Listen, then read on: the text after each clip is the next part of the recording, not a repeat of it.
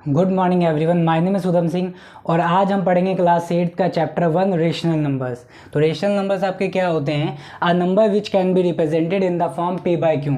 एक नंबर जिसे हम p बाय q के फॉर्म में रिप्रेजेंट कर सकते हैं।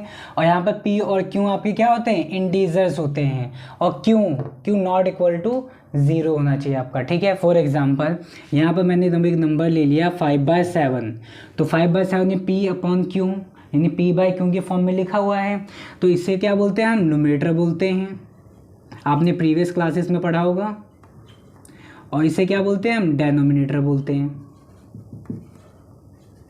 ठीक है। तो वो नंबर जिन्हें हम p बाय q के फॉर्म में लिख सकते हैं वो आपके क्या होते हैं? रेशनल नंबर्स होते हैं। और यहाँ पर p और q यानी न्यूमरेटर और डेनोमिनेटर क्या होने चाहिए? p और q ये दोनों ही आपके क्या होने चाहिए? इंटीजर्स होने चाहिए। अब ये इंटीजर क्या होते हैं? अभी इंटीजर्स क्या होते हैं? तो देखिए, इंटीजर में आपके पॉजिटिव नंबर्स आ जाते हैं, नेगेटिव नंबर आ जाते हैं और ज़ीरो भी आ जाता है, ठीक है। आपने पढ़े होंगे 0 1, सॉरी इधर आपके नेगेटिव नंबर्स आते हैं, यहाँ पर positive numbers 2 3 and so on. और यहाँ पर आपके क्या आते हैं? -1 -2 -3 एंड सो ऑन, ठीक है। तो ये आपके क्या होते हैं? इंटीजर्स। यानी यहाँ पर p और q ये आपके पॉजिटिव और नेगेटिव दोनों ही हो सकते हैं। फॉर एग्जांपल -5, तो -5 आपका क्या है? रेशनल नंबर है। चलिए पहले प्लस का पॉजिटिव नंबर ले लेते हैं। तो 5 आपको क्या है? 5 देखो, 5 का p बाई q के फॉर्म में ले सकते हो, 5/1। तो 5 आपका क्या हो गया? रेशनल नंबर हो गया। -7 को भी आप क्या लिख सकते हो? -7 है तो -7/1, तो p बाई q के फॉर्म में लिख सकते हो। तो -7 भी आपका क्या होगा? रेशनल नंबर होगा, ठीक है। इसी टाइप से 6/7 ये तो ऑलरेडी है उसी में, -6/7 तो नेगेटिव, ये पॉजिटिव हो गया इंटीजर और ये नेगेटिव इंटीजर हो गया, ठीक है। तो ये सभी आपके क्या हैं? रेशनल नंबर्स के एग्जाम्पल हैं। इसमें एक और है 0 भी आपका क्या है? रेशनल नंबर है। क्यों? क्योंकि 0 को आप क्या ले सकते हो? 0/1, तो इसे p बाई q के फॉर्म में ले सकते हो, इसलिए आपका 0 भी रेशनल नंबर है, ठीक है। अब देखो, रेशनल नंबर्स को हम आगे और फर्दर क्लासीफाई कर सकते हैं। किस में क्लासीफाई कर सकते हैं रेशनल नंबर्स को? तो रेशनल नंबर्स को हम फर्दर क्लासीफाई कर सकते हैं फ्रैक्शन और इंटीजर्स में, ठीक है। इंटीजर्स के बारे में मैंने बता दिया आपको, ठीक है। तो फ्रैक्शन आपके क्या होते हैं? तो फ्रैक्शन वो नंबर्स होते हैं जिन्हें हम p बाई q के फॉर्म में ले सकते हैं और q आपका नॉट इक्वल टू 0 होना चाहिए। अब आप बोलोगे सर आपने इसमें भी यही बताया आपने, ठीक है। आपने इसमें क्या बताया? फ्रैक्शन को मैंने क्या बताया अभी आपको कि वो नंबर जिन्हें हम p बाई q के फॉर्म में लिख सकते हैं, ठीक है। और q आपका 0 नहीं होना चाहिए, यानी डेनोमिनेटर आपका 0 नहीं होना चाहिए, क्योंकि डेनोमिनेटर अगर आपका 0 है तो नंबर आपका नॉट डिफाइन हो जाएगा, ठीक है। तो आप बोलोगे सर आपने इसमें भी रेशनल नंबर भी सेम थिंग बताई थी कि p बाई q वो नंबर जो p बाई q के फॉर्म में होते हैं और q नॉट इक्वल टू 0 होना चाहिए। बट एक चीज़ है, यहाँ पर p और q क्या होने चाहिए? आपके इंटीजर्स होने चाहिए। और यहाँ पर p और q आपके क्या होते हैं? यहाँ पर p और q आपके होते हैं पॉजिटिव इंटीजर्स होते हैं, ठीक है। इसमें आप 0 को भी इंक्लूड कर सकते हो। देखिए, तो 5 आपका रेशनल नंबर भी है, ये आपका रेशनल नंबर भी है और फ्रैक्शन भी है, दोनों हैं। लेकिन अगर मैं बोलूँ -7, तो -7 आपका जो है वो रेशनल नंबर है लेकिन फ्रैक्शन नहीं है। फ्रैक्शन क्यों नहीं है? क्योंकि नेगेटिव इंटीजर आ गया, ठीक है। तो पॉजिटिव इंटीजर्स होते हैं आपके फ्रैक्शन। और भी आपके नंबर्स यहाँ पर आप इंटीजर लिखते हो 0 1 2 3 4 5 एंड सो ऑन। यहाँ पर नेगेटिव नंबर्स आते हैं, ठीक है, एंड सो ऑन डॉट, ठीक है। अब देखिए यहाँ से 1 से जो हमारे नंबर्स होते हैं, जितने भी काउंटिंग नंबर्स हैं, इन्हें हम क्या बोलते हैं? नेचुरल नंबर्स बोलते हैं, ठीक है। क्या बोलते हैं हम? Natural numbers, natural numbers. और अगर हम 0 को भी इसमें इंक्लूड कर लेते हैं, 0 से सभी काउंटिंग नंबर को इंक्लूड कर लेते हैं, तो ये आपके क्या हो जाएंगे, वोल नंबर्स हो जाएंगे। ठीक है, तो आप कह सकते हो कि रेशनल नंबर क्या होते हैं आपके, कलेक्शन ऑफ, इसमें सभी आ जाएंगे आपके, फ्रैक्शन, इंटीजर, नेचुरल नंबर, वोल नंबर, ठीक है, prime numbers, integers, composite number, सभी आ जाएंगे।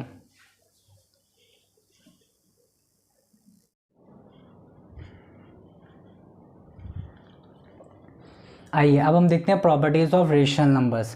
तो इसमें पहली प्रॉपर्टी देखते हैं क्लोजर प्रॉपर्टी। तो क्लोजर प्रॉपर्टी में पहला देखते हैं क्लोजर प्रॉपर्टी ऑफ एडिशन।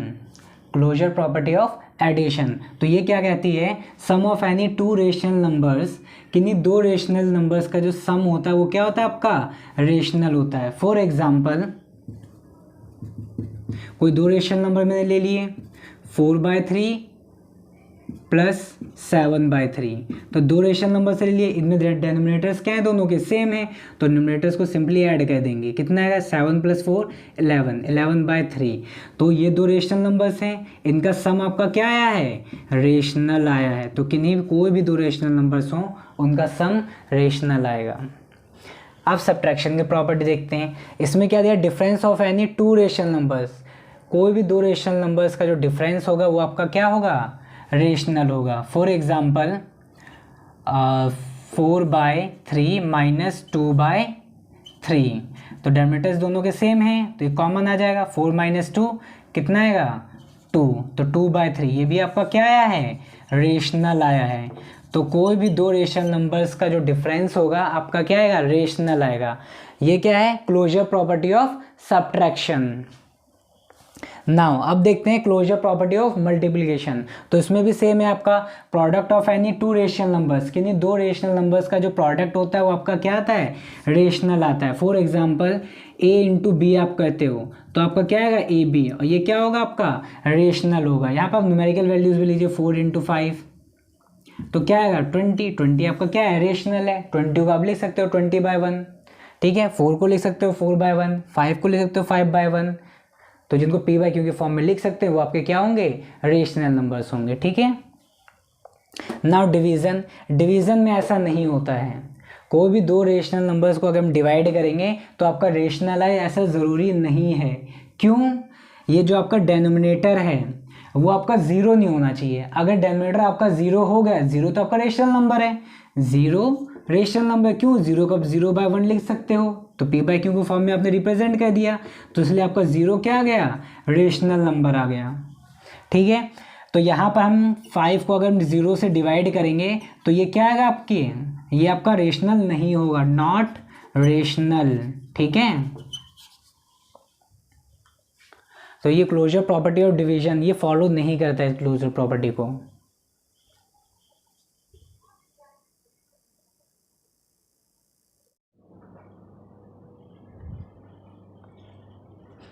अब आइए सेकंड प्रॉपर्टी देखते हैं, कम्यूटेटिव प्रॉपर्टी।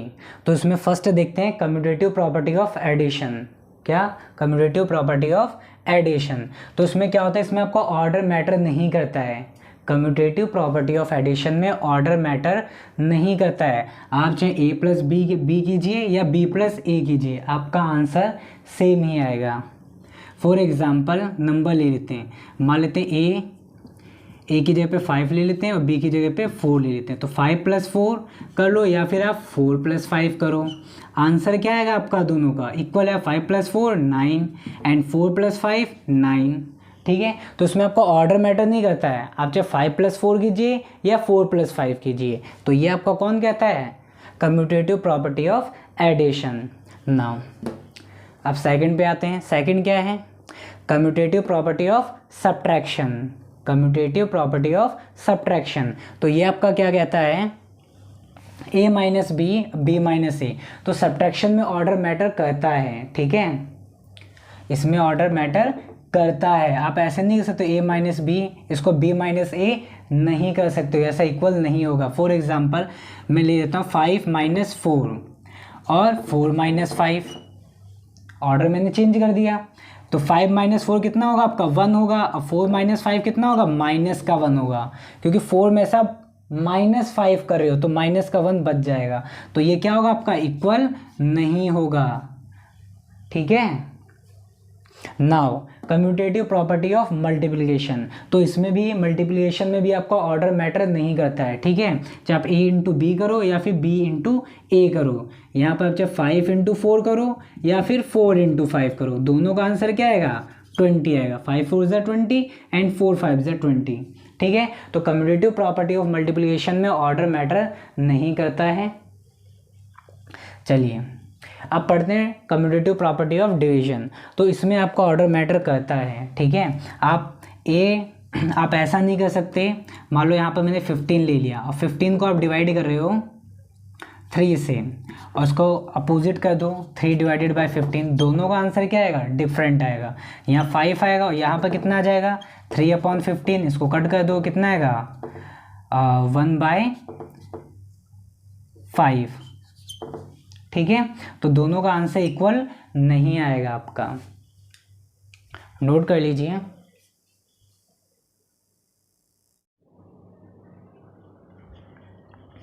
आइए हम थर्ड प्रॉपर्टी देखते हैं, एसोसिएटिव प्रॉपर्टी ऑफ एडिशन। ठीक है, तो फर्स्ट देखते हैं एसोसिएटिव प्रॉपर्टी ऑफ एडिशन। तो इसमें आपका क्या होता है, इसमें आप चाहे a प्लस बी करो, ठीक है, किसी भी ऑर्डर में आप ऐड कर सकते हो। आप चाहे पहले a प्लस बी करो, लास्ट में c को ऐड कर लेना, या फिर आप a को सेपरेट कर दो और b प्लस सी, पहले इन दोनों को ऐड कर लो फिर आप इसे ऐड कर देना।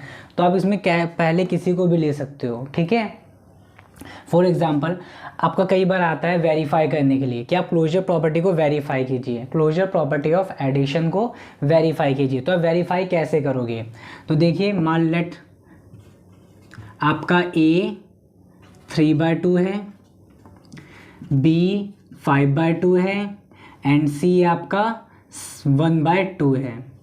ठीक है, तो मैंने वैल्यूज एज्यूम कर ली हैं। अब देखिए, तो पहले आपको क्या करना है, a प्लस बी, तो a प्लस बी कर लीजिए, तो 3/2 प्लस 5/2 प्लस c आपका क्या है 1/2, और इस साइड आपका क्या है a प्लस, और पहले किसको ऐड करना है, a की वैल्यू रख दीजिए 3/2, किसको ऐड करना है आपको, a और b प्लस c, यानी 5/2 प्लस 1/2।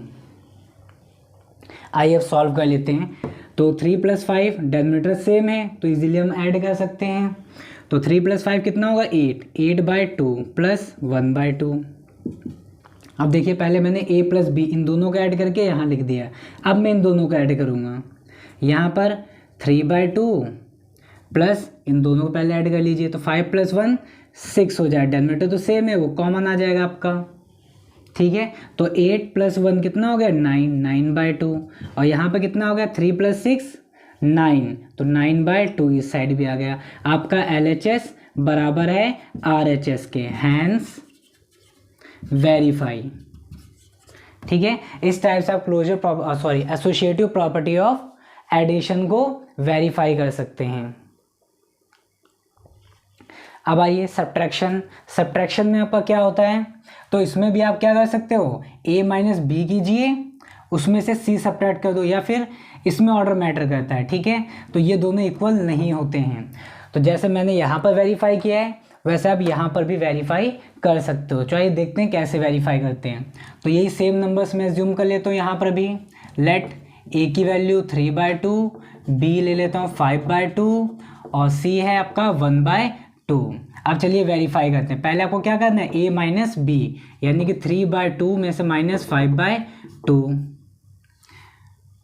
माइनस c आपके यहाँ कितनी है, c वैल्यू 1/2 है, इक्वल टू a की वैल्यू कितनी है आपकी 3/2, तो 3/2 माइनस b माइनस c कर दोगे, b कितना है 5/2 माइनस c की वैल्यू कितनी है 1/2 है। अब इसे सॉल्व कर देंगे, तो पहले इन दोनों को सॉल्व करिए, दोनों का डिनोमिनेटर तो सेम है 2, तो हम इजीली सब्ट्रैक्ट कर सकते हैं। 3 में से 5 माइनस करोगे, तो 3 में से 5 माइनस करोगे तो माइनस का कितना है आपका 2 आएगा। ठीक है, देखिए ये 3 पॉजिटिव है और 5 नेगेटिव है, तो जब भी पॉजिटिव और नेगेटिव है आपको क्या करना है, सब्ट्रैक्ट कर देना है। माइनस वाला नंबर बड़ा है इसलिए माइनस का साइन आ जाएगा, तो यहाँ पर आपका क्या आएगा -2, तो -2/2 आपका आ गया, -1/2, ये वाला मैंने लिख लिया। ठीक है, अब देखिए 3/2 माइनस ये कितना आएगा 5 - 1 4, 4/2 आ गया आपका यहाँ पर। इसे सॉल्व करोगे तो आपका क्या आएगा -3/2 और इसे सॉल्व करोगे कितना आएगा -1/2। अब देखिए दोनों इक्वल नहीं हैं, तो यहाँ पर LHS is not equals to RHS, hence verify. ठीक है, तो आपको बस वैल्यू पुट कर देनी है जो आपको दिया गया है और इजीली वेरीफाई हो जाएगा।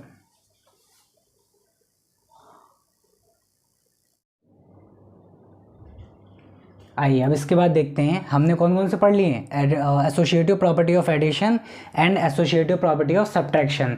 हम पढ़ेंगे एसोसिएटिव प्रॉपर्टी ऑफ मल्टीप्लिकेशन। तो इसमें आपका क्या होता है, इसमें आपका ऑर्डर मैटर नहीं करता, किसी भी ऑर्डर में आप मल्टीप्लाई कर सकते हो। आप चाहे पहले A इंटू बी कीजिए, फिर देन C को मल्टीप्लाई कर दीजिए, या फिर आप पहले B और C को मल्टीप्लाई कीजिए, देन आप A से मल्टीप्लाई कर दीजिए। ठीक है, तो इसमें आपका ऑर्डर मैटर नहीं करेगा, इन 3 नंबर्स को कैसे भी आप ग्रुपिंग करके मल्टीप्लाई कर सकते हो। लेकिन यही सेम थिंग डिवीज़न में नहीं होती है। ठीक है, डिवीज़न में आप ऐसा नहीं कर सकते हो, इसमें ऑर्डर मैटर करता है आपका। ठीक है,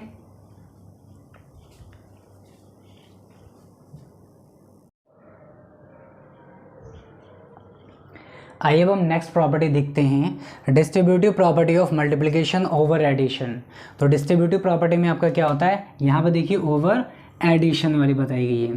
तो देखिए इस टाइप का अगर क्वेश्चन आएगा आपके पास तो आप कैसे कर सकते हो, ये B से ही मल्टीप्लाई होगा और C से भी मल्टीप्लाई होगा, दोनों नंबर से मल्टीप्लाई होगा और बीच में आपका प्लस का साइन है तो बीच में आपका प्लस का साइन आएगा। देखिए आप क्या कर सकते हो, A into B, A into B, बीच में प्लस है तो प्लस लगा दीजिए, A इंटू सी।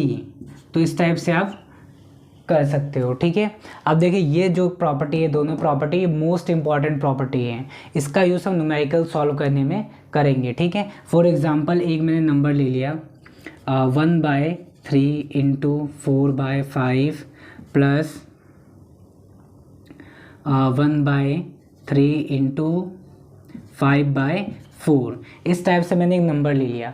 तो अब इसे कैसे सॉल्व करोगे, इसे आप डायरेक्टली नहीं मल्टीप्लाई करोगे। ठीक है, इसमें आप प्रॉपर्टी का यूज़ करो। क्या प्रॉपर्टी का यूज़ करोगे, आप देखोगे इसमें देखो A और A यहाँ पर कॉमन है, तो यहाँ पर आप देखिए 1/3 और 1/3 कॉमन है, तो यहाँ पर डिस्ट्रीब्यूटिव प्रॉपर्टी लग जाएगी आपकी। तो यहाँ पर डिस्ट्रीब्यूटिव प्रॉपर्टी आप कैसे लगाओगे, तो 1/3 आप कॉमन ले लोगे। ठीक है, कोई चीज़ इस फॉर्म में है तो आप इसको इस फॉर्म में भी तो कन्वर्ट कर सकते हो। ठीक है, तो 1/3 कॉमन लोगे, यहाँ पे क्या बचेगा 4/5 प्लस 5/4 आपका बचेगा।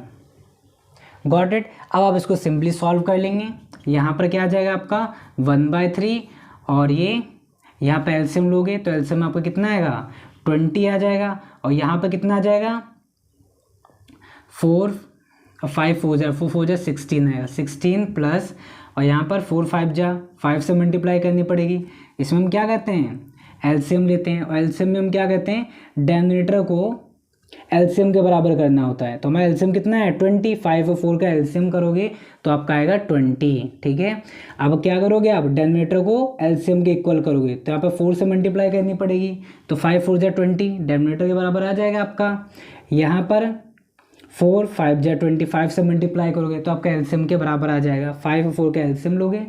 ठीक है, तो ऊपर भी 4 से मल्टीप्लाई, नीचे 5 से मल्टीप्लाई किया तो यहाँ भी ऊपर भी 5 से मल्टीप्लाई कर दो, कितना आ जाए आपका 4 4 16 और 5 5 जा 25, और ये कितना आ गया 1/3 इंटू 25, ये कितना होता है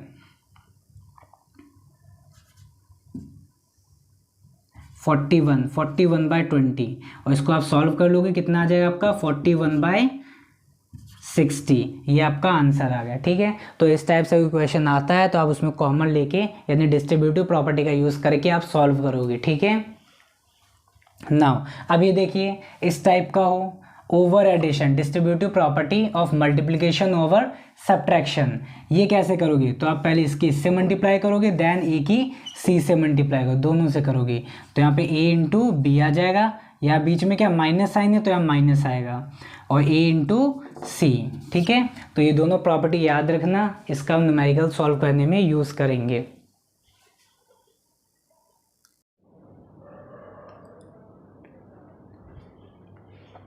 आइए अब 7th प्रॉपर्टी को डिस्कस कर लेते हैं। तो ये क्या है आपका आइडेंटिटी वाली।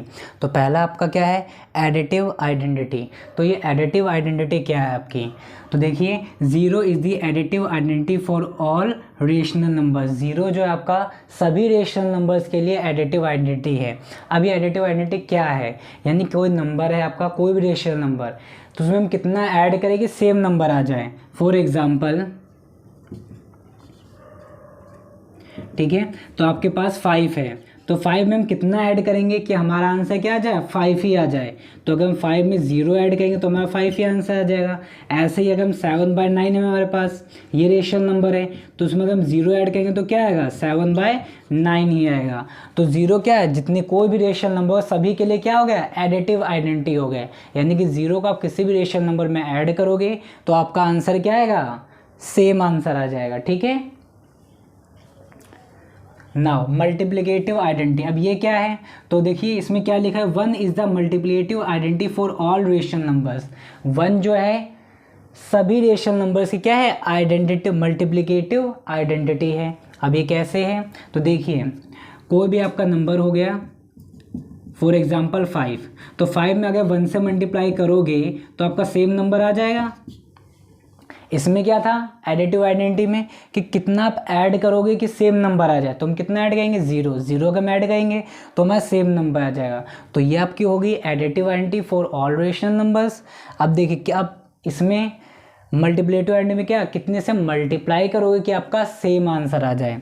तो कितने से मल्टीप्लाई करोगे 1 से, तो 1 सभी रेशनल नंबर्स के लिए हो गया। अब यहाँ पर 7/9 ले लीजिए, इसको 1 से मल्टीप्लाई करो तो क्या आएगा 7/9 ही आपका आंसर आ जाएगा। ठीक है, नाउ अब आ जाते हैं इन्वर्स प्रॉपर्टी पे। तो पहला क्या है एडिटिव इन्वर्स। तो यहाँ पे एडिटिव इन्वर्स का मीनिंग क्या है, कितना हम इसमें ऐड कर दें कि हमारा आंसर 0 आ जाए। ठीक है, कितना ऐड कर दें कि हमारा आंसर 0 आ जाए। जैसे आपके पास कोई नंबर है a, तो ए में आप कितना ऐड करो कि आपका आंसर 0 आ जाए। तो a में अगर आप -a ऐड कर दोगे तो आपका आंसर क्या आ जाएगा 0 आ जाएगा। ठीक है, यहाँ पे कोई नंबर लेते हैं, अगर आपसे लेट एक क्वेश्चन आपसे पूछा गया है, आपको बताना है एडिटिव इनवर्स ऑफ 6/5। तो 6/5 का आपको एडिटिव इनवर्स बताना है। तो कितना होगा 6/5 का एडिटिव इनवर्स होगा माइनस का 6/5। ठीक है, इतना सिंपल सा था ये। अब देखिए ये क्या है आपका मल्टीप्लिकेटिव इन्वर्स। तो ये मल्टीप्लिकेटिव इन्वर्स क्या होता है, तो देखिए आपने रेसिप्रोकल का नाम सुना है, तो मल्टीप्लिकेटिव इन्वर्स को हम रेसिप्रोकल के नाम से भी जानते हैं। तो रेसिप्रोकल कैसे करते हैं, अगर आपसे लेट एक क्वेश्चन पूछ लिया गया फाइंड द रेसिप्रोकल ऑफ 6/5, तो 6/5 का रेसिप्रोकल आप कैसे लिखोगे, आप इसको नोमिनेटर और डेनोमिनेटर्स को इंटरचेंज कर दोगे, क्या आ जाएगा आपका 5/6 आ जाएगा। गॉट इट, तो ये हो गया इसका रेसिप्रोकल। अब हम नेक्स्ट क्लास में इसकी एक्सरसाइज सॉल्व करेंगे। ठीक है।